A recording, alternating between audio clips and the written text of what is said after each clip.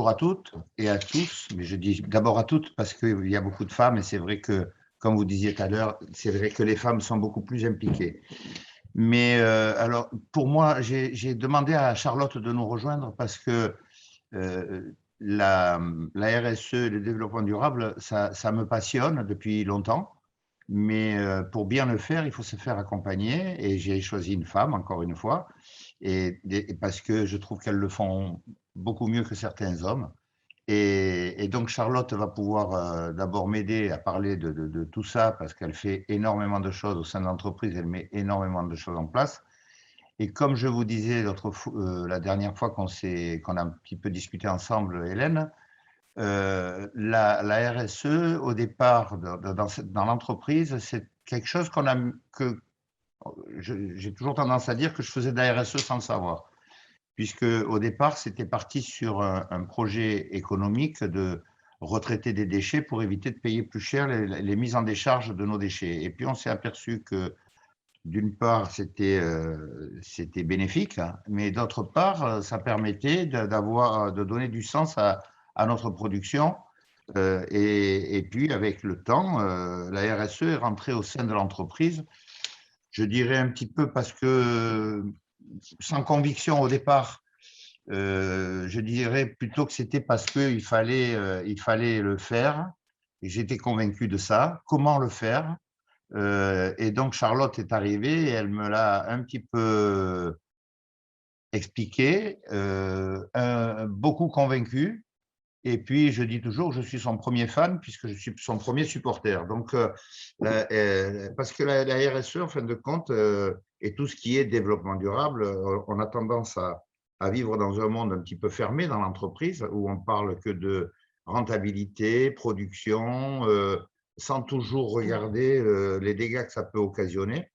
Et quand on a une personne qui arrive et que sa mission, c'est de changer les habitudes, c'est d'arriver à faire passer, j'allais dire, à prêcher la bonne parole auprès du personnel, auprès des clients, auprès des commerciaux qui vivent pas l'entreprise pleinement et quelquefois d'avoir des, des coups de bâton ou des revers à ce dialogue parce que on change vraiment les habitudes au sein de la société.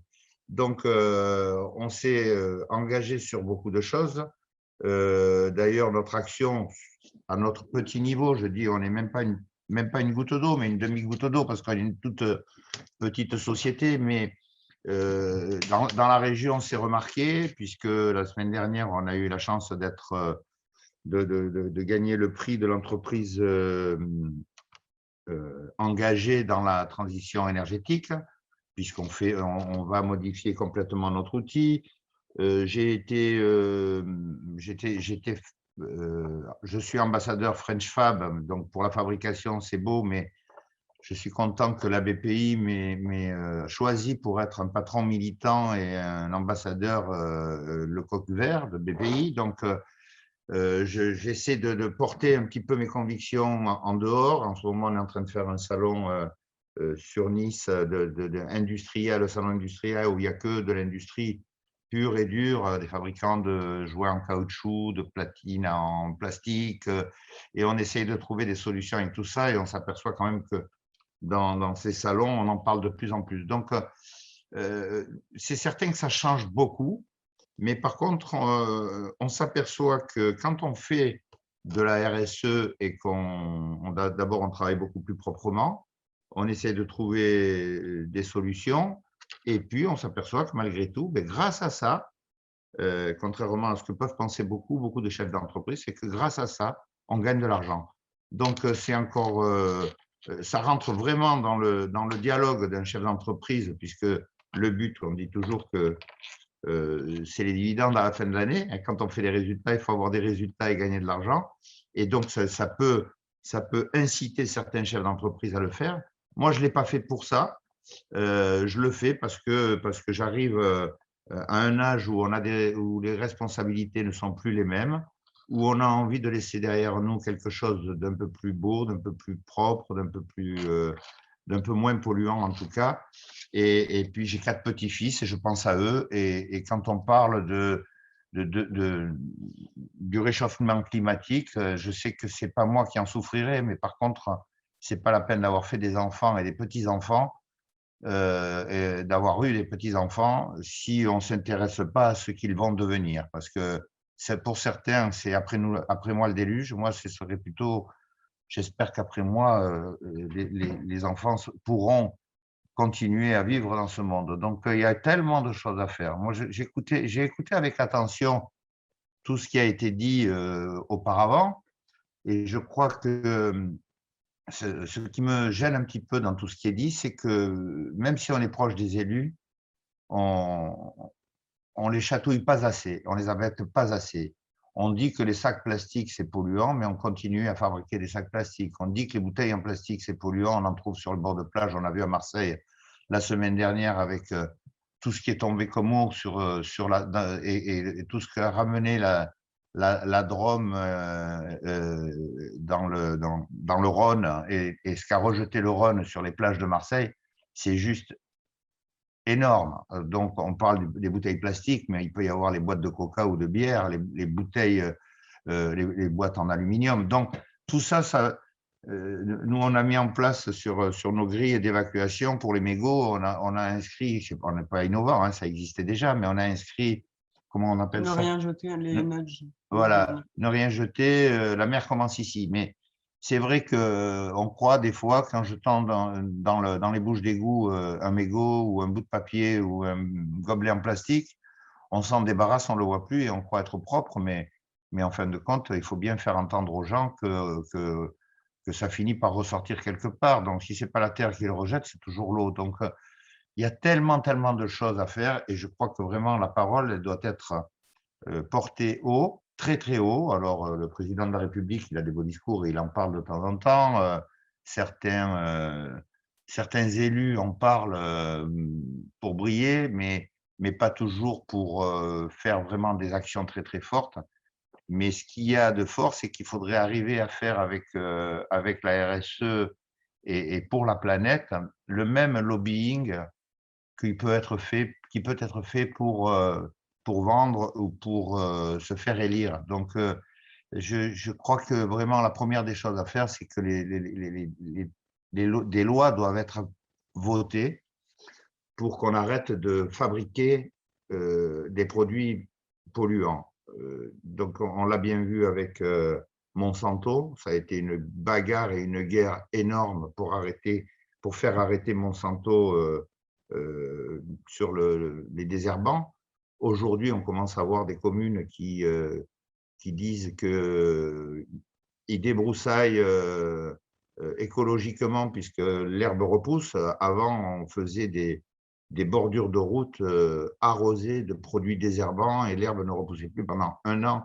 Donc, tout ce qu'on a pollué, c'est juste colossal. Et maintenant, bon, on commence à le voir, ça commence à se faire, mais on fait encore trop de goudron, on fait encore trop de villas avec des dalles. On n'incite pas des particuliers à faire des citernes pour récupérer de l'eau de pluie. On sait que la mer monte, mais on continue à laisser partir l'eau de pluie dans les rivières et dans les vallons, faire des dégâts juste énormes. Et donc, on devrait obliger certaines, c'est mon point de vue, je ne sais pas, c'est peut-être pas écologique, mais en tout cas, on devrait.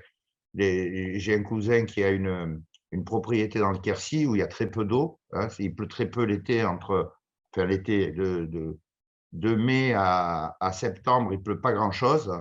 Et il a des citernes qui sont là depuis 200 ans parce qu'il a racheté une vieille ferme, qu'il a retapée, et il vit rien qu'avec les réserves d'eau de la pluie qui est tombée tout l'hiver. Donc, parce qu'il n'y a pas l'eau courante dans sa maison et pourtant il vit comme vous et moi dans nos appartements. Et donc, c'est qu'on y arrive et c'est qu'il y a vraiment des économies à faire, des économies sur nos ressources. Et dans l'entreprise, ben, c'est pareil. Cette entreprise, elle est passionnante puisque moi, je la vis avec passion depuis des années dans les différentes étapes que j'ai pu avoir. Mais je crois qu'aujourd'hui, le sujet de la RSE et du développement durable est vraiment un sujet fort, motivant, innovant.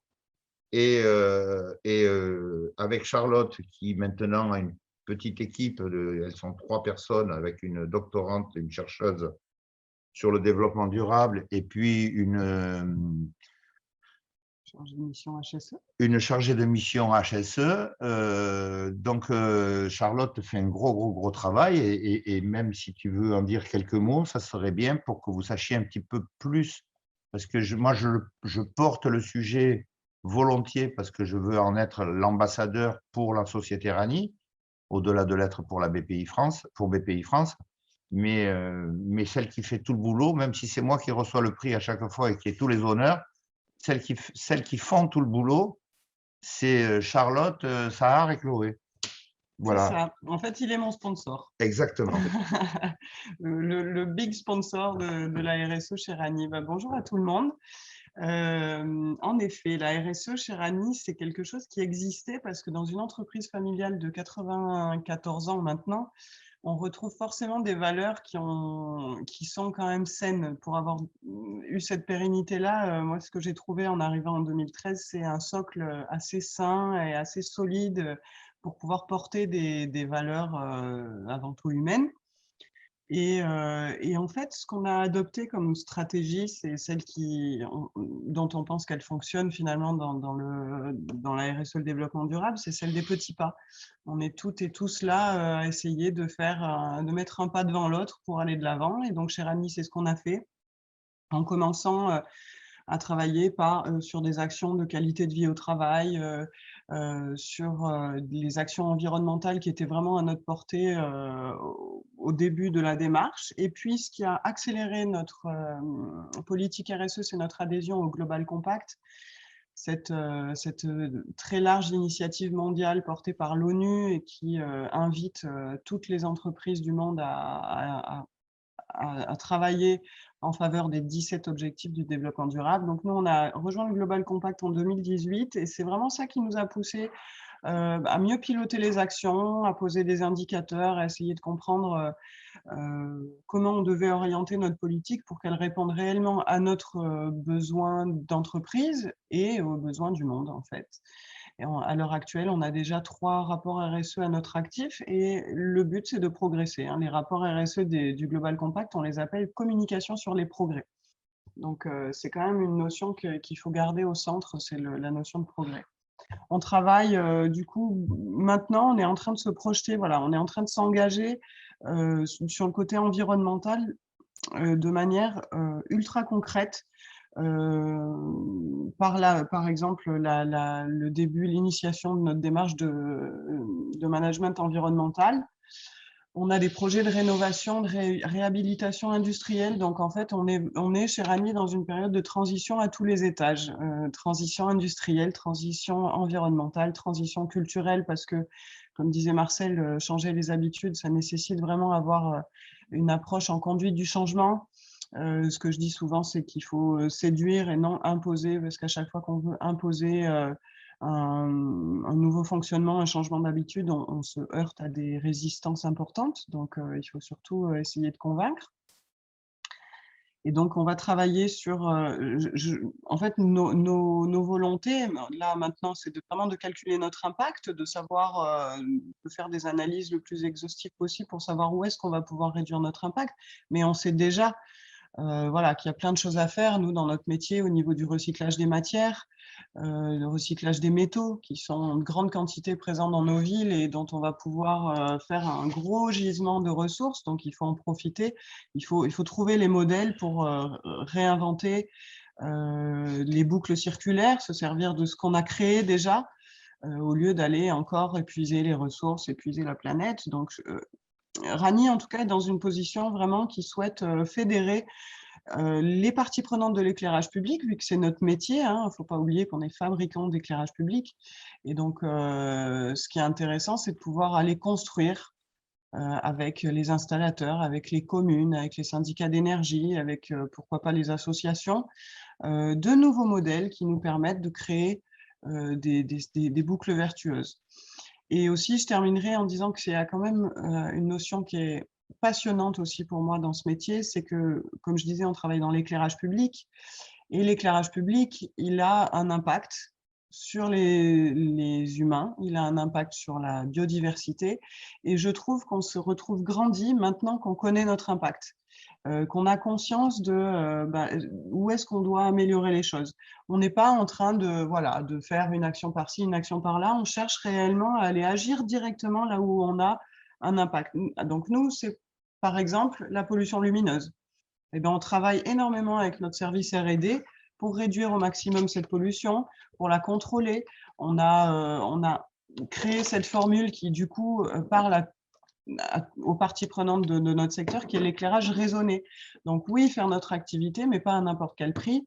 Donc poursuivre notre activité en faisant en sorte qu'elle ne nuise à personne et qu'au contraire, elle puisse même favoriser pourquoi pas une meilleure connaissance de l'impact de la lumière sur les espèces, favoriser de nouveaux aménagements urbains qui équilibrent beaucoup mieux le rural et l'urbain, la place de l'humain et la place de la faune et la flore, etc. Donc vraiment d'un point de vue métier, c'est là aussi que la RSE est intéressante parce que nécessairement, elle nous fait nous interroger sur notre raison d'être, pourquoi on est là, pourquoi on travaille.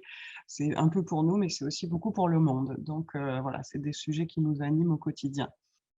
Voilà. Merci beaucoup, Charlotte. Mais moi j'ai eu la chance d'échanger aussi avec Marcel en préparation et vous avez mené des beaux projets parce que effectivement, à un moment donné, vous avez jusqu'à 60 000 tonnes, hein, c'est ça, de déchets, 60 tonnes. 60 tonnes de déchets, vous êtes passé à 20 tonnes parce que vous avez trouvé comment les recycler. Aujourd'hui, vous avez travaillé avec votre bureau d'ingénieurs, votre bureau d'études pour passer de produits qui pesaient 30 kilos à seulement 11 kilos, ce qui veut dire qu'il y a une vraie économie de matière utilisée. Vous avez travaillé du coup aussi, bien évidemment, sur l'éclairage. Et moi, j'ai été aussi très sensible à ce que vous êtes en train de faire en termes de réhabilitation dans vos locaux pour le bien-être des salariés, pour un aménagement de la production qui, indirectement, même si vous ne l'avez pas totalement calculé, vous amène des gains importants de production dans l'ensemble du processus, qui sont des coûts cachés dont personne ne parle, mais qui sont une réalité dans une entreprise et qui vous permet d'aller vers ce cercle vertueux. Et puis, vous avez un nouveau projet qui arrive au-delà de la réhabilitation, c'est comment j'investis, mais j'investis responsable avec le four sur lequel vous voulez investir. Tout à fait. Voilà, je vous laisse la parole là-dessus, parce que c'est mes histoires, ça. Non, c'est sûr que vous avez bien résumé, mais c'est vrai que nous avions en priorité, nous avions ce projet de faire ce nouveau bâtiment de bureau un petit peu, j'allais dire high-tech, mais peut-être pas high-tech, mais en tout cas plus au goût du jour, avec une facilité de travail pour tous les responsables que nous pouvons, enfin toutes les équipes que nous pouvons avoir, en essayant de faire une fluidité par rapport au métier. On a fait un étage réception, salle de vie, salle de sport, on a fait un étage technique et un étage administratif. Et l'avantage, c'est qu'on n'a plus besoin de se courir derrière, on n'a plus besoin de s'envoyer des mails parce qu'on est séparés par 100 mètres de bâtiment, on est beaucoup plus proche, on s'entend plus vite, c'est vite fait de se déplacer. On a fait ce bâtiment donc, de bureau, donc ça fait qu'on a enlevé tous les bureaux qu'on avait dans le site précédent. On a fait un bâtiment de logistique de 2500 mètres carrés pour nous permettre de mettre tout notre stock et d'avoir une gestion des stocks beaucoup plus efficace. Et de par ce bâtiment de logistique, nous avons bien entendu nous avons trouvé des solutions pour gagner du temps en énergie et en temps. Et on a surtout gagné des mètres carrés de place dans l'ancien bâtiment. Donc, l'ancien bâtiment, c'est un bâtiment qui a été commencé, je dis bien commencé parce que la première pierre a été posée en 73, mais bon, on est arrivé en 74. Et donc, depuis 1974, on travaille dans un bâtiment qui s'est agrandi au fur et à mesure des besoins. Et aujourd'hui, on est en train de travailler sur ce projet. Ça sera sûrement le chantier de 2022, sur ce projet de réaménagement des flux de la production avec des machines beaucoup plus performantes et beaucoup plus économiques et écologiques, puisque le fameux four que nous pensons mettre, nous savons déjà qu'on va économiser au moins minimum 30% de gaz rien que pour la production, uniquement pour la production. Et c'est colossal quand on voit le nombre de tonnes de gaz qu'on utilise aujourd'hui. Alors, il ne faut pas cracher dans la soupe de ce qui nous a fait réussir. C'était comme ça. Aujourd'hui, il faut changer. Et donc, on a pensé à changer ce four. En plus, on a la possibilité de récupérer la chaleur évacuée pour chauffer les locaux. Donc, on va enlever des chauffages dans tous les bâtiments parce qu'on aura des souffleries qui viendront du four et on y sera encore plus confortable parce qu'on va envoyer cette chaleur dans les bâtiments et on va isoler ce grand bâtiment. Alors, il est déjà isolé du toit, mais on va l'isoler par l'extérieur, donc moins de déperdition, pas de besoin de ventilation ou de climatisation l'hiver parce que le four, à l'endroit où il sera, ne chauffera plus les locaux de montage et d'atelier actuels. Et en étant bien isolé, on sait très bien que quand c'est bien isolé, l'été, on garde de la fraîcheur et l'hiver, on garde la chaleur. Donc, c'est juste des recettes. Alors, j'allais dire simple, c'est jamais simple parce que ça coûte cher, parce que c'est quand même un projet de 3 millions d'euros, entre 2 millions et demi et 3 millions d'euros. On va le faire, mais on va le faire avec le temps et on va essayer de se faire accompagner. Il y a des aides aujourd'hui pour transformer les entreprises et il faut en profiter, il faut le faire. Voilà, donc on a fait des actions qui paraissent toutes simples. Avant, on avait un principe de transport où chaque commande, on recevait un camion qui venait chercher une commande. Aujourd'hui, on a tout est géré par un transporteur local qui vient avec un semi-remorque par jour.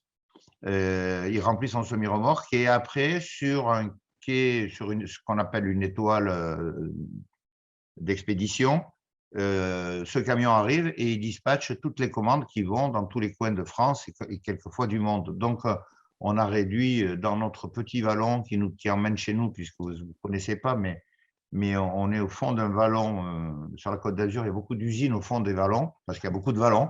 Et nous, on est au fond d'un vallon, et dans ce vallon, il y a des riverains qui se plaignaient un petit peu des transports, des gros véhicules qui passaient, les semi-remorques. On a réduit de 60% la circulation des poids lourds dans notre chemin pour venir chez nous. Et pour en avoir discuté avec certains riverains, ils sont tous très contents. Et donc, le fait de réduire le nombre de camions qui viennent chez nous, on réduit un petit peu la pollution. Et voilà, je crois que même chaque action compte, même si elle est petite. Ce qu'il faut arriver, les chefs d'entreprise, pour la plupart du temps, ont dans la tête que la marge et les résultats. Et le jour où tous les chefs d'entreprise auront compris qu'en faisant alors j'allais dire de l'écologie, mais en tout cas en faisant du développement durable, on gagne de l'argent au bout, parce que tous les camions qui venaient me coûtaient beaucoup plus cher. Pour vous donner un chiffre qui est parlant, les transports me coûtaient plus de 4%. 4,2%, c'était le coût transport sur le chiffre d'affaires. Hein. 4,2%, c'était le coût transport avant qu'on réorganise les transports. Aujourd'hui, ça représente 2,6% à fin septembre. Donc, on a gagné 1,5% de facture. Et bien entendu, quand on ne paye pas ça, c'est des bénéfices. Donc, c'est facile à expliquer à un chef d'entreprise qui va gagner de l'argent en faisant bien. Et ça, il faut que dans votre dialogue, alors comment l'apporter, mais moi, je suis un petit peu terre à terre, j'ai appris sur le tas, donc tout ce que je le fais, je l'ai appris des autres et je me le suis appliqué. J'essaye de l'appliquer du mieux que je peux, je n'ai pas la science infuse, mais j'essaye de faire des choses selon mes convictions. Et aujourd'hui, je trouve que c'est tellement enrichissant de pouvoir dire, tiens, on a fait ça. Eh bien, avant, on polluait, maintenant, on ne pollue plus. Et je trouve que c'est tellement formidable de pouvoir le faire et de l'expliquer, c'est juste génial. Voilà. Donc, pour moi, pour le chef d'entreprise que je suis, Mon équipe, je l'ai voulu, Charlotte l'a montée, mais j'ai accepté qu'elle embauche des personnes et j'aurais pu être réticent, non, bien au contraire.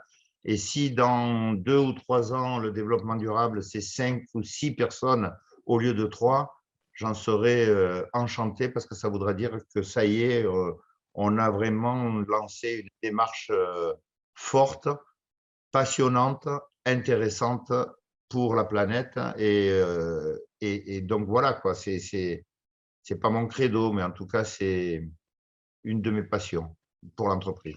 Voilà. Merci Marcel pour ce témoignage. Dans les personnes qui sont autour de cette visio, est-ce que vous avez des questions pour Marcel, des interrogations? Pas de questions de votre côté? Moi, j'en ai une.